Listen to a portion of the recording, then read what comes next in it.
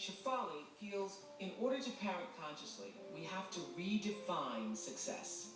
Shefali says when parents focus on the external stuff, the report cards, the sports trophies, all the lessons, what they're really doing is neglecting connection and consciousness, which is what children really need in order to be successful.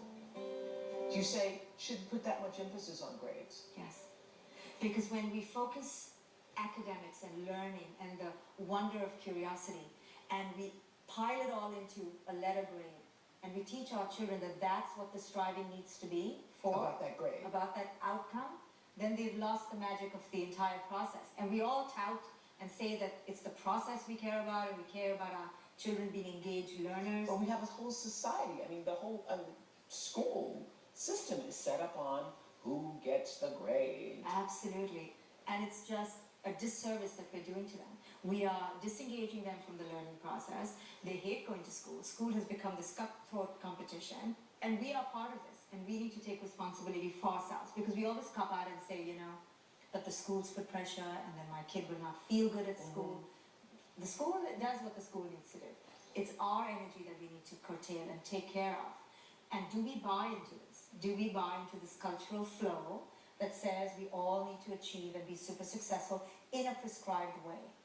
Or can we teach our children, you can be super successful if and only when you are attuned to your inner being, and give that message constantly.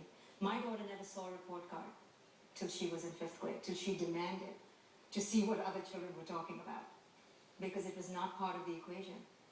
Wow. When I speak to her teachers, they rarely pull out any tests because they know me by now. And we just talk about her as a spirit, and how is she with friends, and does she help, and does she engage, and is she alive? But are you using those grades as markers to see how she's doing?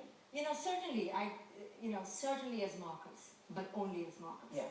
It's sometimes a marker for what you don't know. Sometimes it would just be a marker for what your teacher wanted to hear and you didn't give her. Yeah. So it could be a moment in time. Yeah. It could be a relapse of your presence in that moment. It could be bad test taking. It could be a failure of just bringing all your energy to that moment in time. It's a moment in time. I always ask the question, did you do the best you could? Yes. Did you do the best you could? Did you try your best? Yeah. And my daughter automatically says, I tried my best. So what more can you ask? Did they show up to the best of their consciousness?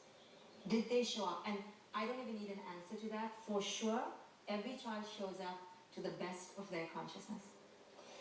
Yes. So if you have a child who isn't showing up to the best of their consciousness, it isn't, a lot of parents, I think, try to fix all of the problems, all of the disconnection, all of the lack of engagement on their part and their children's part with that grade. If I can just get the grade right. Yes. Yeah.